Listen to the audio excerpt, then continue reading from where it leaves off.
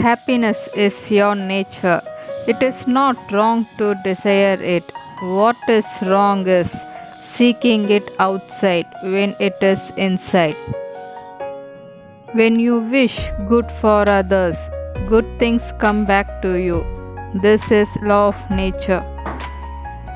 When you realize how perfect everything is, you will tilt your head back and laugh at the sky. This is nature. Nothing in nature blooms all year. Be patient with yourselves.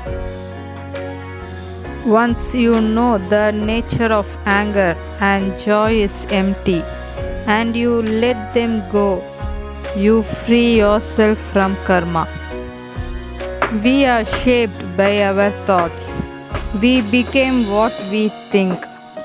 When the mind is pure, joy follows like a shadow that never leaves. If an egg is broken by outside force, life ends. If broken by inside force, life begins. Great things always begin from inside. What you think, you become.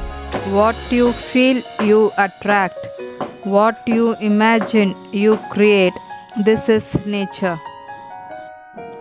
If you have never tasted a bad apple, you won't appreciate a good apple. You need to experience life to understand life.